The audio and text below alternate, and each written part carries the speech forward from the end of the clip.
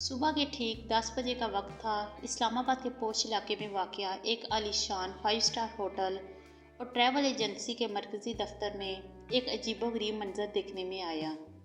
Hotel के शीशे के दरवाजे से एक नहायत बूढ़े और हंसता हाथ शख्स ने कदम रखा। इनके जिस्म पर जगह जगह से फटे हुए पुराने कपड़े थे और हाथ में एक जालीदार थैला था। जैसे ही ये बुजुर्ग अंदर आए, हर एक की निगाह इन पर जम गई, जैसे कोई गलती से एक महल में कबाड़ लेकर आ गया हो। इनका नाम बाबा जहांगीर था। बाबा जी आहिस्ता आहिस्ता फ्रंट डेस्क की तरफ बढ़े, जहां मुसाफिरों के लिए खूबसूरत और नफासत से तैयारशुदा खातून शाजिया बैठी थी। बाबा जहांगीर ने नहायत आजी से शाजिया को मुखतब किया और बोले, बेटी, ये देखो, मेरे किराए के मुआहदे में कुछ गड़बड़ लग रही है। समझ नहीं आ रहा कि ये क्यों कबूल नहीं हो रहा। ये कहकर उन्होंने जालीदार थैला इसकी तरफ बढ़ाया। शाजिया ने इनके मैले कपड़ों को देखते हुए मुंह बिगाड़ा और सख्त तंजिया लहजे में कहा, बाबा जी, क्या हो गया है? क्या आप गलत जगह आ गए हैं? ये कोई मोहल्ले का अड्डा नहीं, ये 5 स्टार होटल का दफ्तर है। मुझे नहीं लगता कि आपका कोई किरायादारी का मामला यहाँ हो सकता है। बाबा जहांगीर मुस्कुरा दिए और बड़ी सादगी से कहा, बेटी, ज़रा एक बार कागजात तो देख लो, शायद मेरा ही कोई पुराना हिसाब यहाँ हो। इस पर शाजिया ने ज़बरदस्ती थैला लिया और लापरवाही से कहा, बाबा जी, इसमें बहुत वक्त लगेगा, यहाँ बैठें और इंतज़ार करें। ये कहकर वो दूसरे अमीर ग्राहकों के बुकिंग मामलात में लग गई और बाबा जी वहीं इंतज़ार करने लगे। कुछ देर बाद बाबा जहांगीर ने दोबारा कहा, बेटी, अगर तुम मसरूफ़ हो तो मैनेजर को बुला दो, मुझे उनसे बहुत ज़रूरी बात करनी है।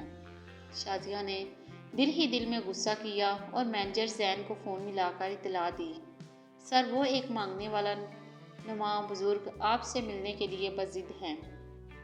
मैंने इन्हें बिठा दिया है, अब क्या करूं? मैनेजर जैन, जो खुद भी एक महंगे सूट में मलबूस था, उसने शीशे के बाहर से बाबा जहांगीर को देखा। उसने सख्त लहजे में कहा, मेरे पास ऐसे लोगों के लिए एक सेकंड भी नहीं है, तुम इन्हें वहीं बैठाए रखो, ऐसे लोग खुद ही शर्मिंदा होकर चले जाते हैं। मैनेजर के हुक्म पर शाजिया ने बाबा जी से कहा कि वो इंतज़ार गाह में बैठ जाएं। बाबा जहांगीर खामोशी से एक कोने की कुर्सी पर बैठ के वो सबकी तवज्जो का मरकज़ बन चुके थे और हर एक की सरगोशियाँ इनके कानों तक पहुंच रही थी। ये यहाँ क्या कर रहा है? ये तो होटल की इज़्ज़त ख़राब कर रहा है। इस होटल में एक मेहनती और शरीफ अल-नफ्स असिस्टेंट बिलाल काम करता था। बिलाल बाहर से वापस आया तो इसने देखा कि एक मोहम्मद शख्स को तन्हा बिठाया गया है और सारा स्टाफ इनका मजाक उड़ा रहा है। किसी ने कहा, लगता है कोई पुराना मजदूर है, होटल की तामीराती मजदूरी का हिसाब लेने आ गया हो। बिलाल को ये रवैया बिल्कुल पसंद नहीं आया और वो सीधा बाबा जहांगीर के पास गया। नहायत अदब व एहतराम से इसने पूछा, बाबा जी, आप क्यों आए हैं? आपका क्या काम है? बाबा जी ने नरमी से कहा, बेटा, मुझे मैनेजर जैन से मिलना है। मुझे इस होटल की ज़मीन के एक खुफिया मायदे पर बात करनी है। बिलाल ने वादा किया कि वो मैनेजर से बात करेगा और सीधा जैन के केबिन में गया। मगर जैन ने बेपरवाही से कहा, मुझे मालूम है, इसे जाने दो, तुम्हारी इस फजूल मामले में दखल अंदाजी की ज़रूरत नहीं। बिलाल को मायूसी हुई मगर वो अपने काम पर लौट गया। बाबा जहांगीर को बैठे हुए 1 घंटे से ज़्यादा गुजर चुका था। अब इनसे सब्र ना हुआ, वो उठे और मैनेजर जैन के केबिन की तरफ बढ़ने लगे। ये देखकर जैन फ़ौरन केबिन से बाहर निकला और गुस्से से बोला, क्या है बाबा जी, आपको समझ नहीं आती? बाबा जहांगीर ने अपना थैला आगे बढ़ाते हुए कहा, बेटा, इसमें इस होटल की पूरी मलकियत के कागजात की तफसील है। लगता है कोई बड़ा मसला है, क्योंकि मेरे नाम की कोई ट्रैवल बुकिंग कबूल नहीं हो रही। ज़रा देखो तो सही। ये सुनकर जैन हंस पड़ा और तन से बोला, बाबा जी, ये मेरा सालों का तजर्बा है। मैं आपकी शक्ल और लिबास देखकर ही बता सकता हूँ कि आपके पास कितना होटल होगा। आपका रिकॉर्ड क्या, आप तो किसी भी बड़े रिकॉर्ड में नहीं हैं।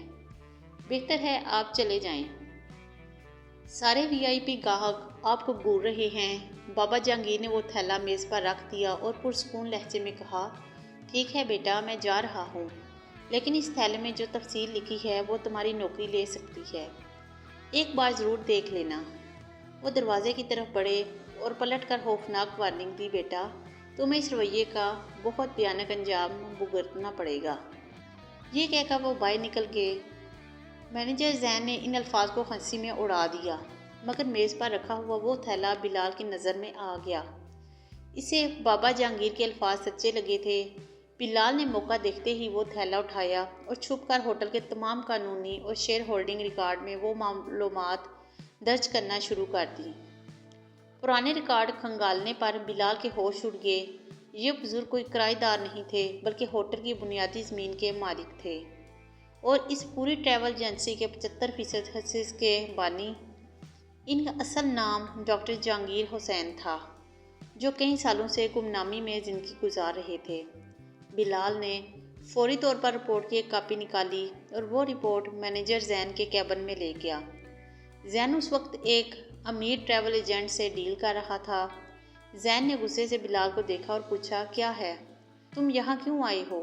بلال نے وجاہت سے کہا، سر، یہ اسی بزرگ کی رپورٹ ہے جنہیں آپ نے باہر بھیجا تھا، آپ کو اسے دیکھنا پڑے گا۔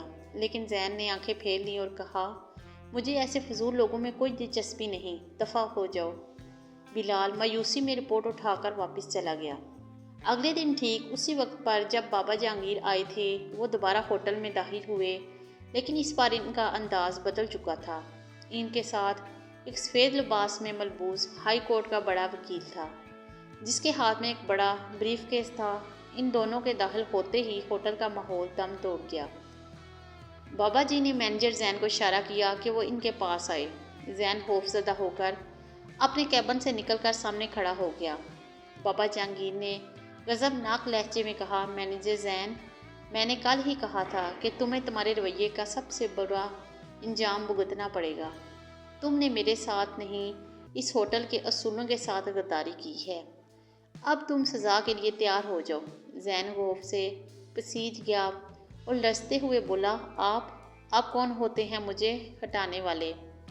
اسی لمحے بابا جہانگیر نے چٹان جیسے لہجے میں کہا، میں اس ہوٹل کا مالک ہوں، میں تمہیں پل بھر میں تمہاری کرسی سے نکال سکتا ہوں۔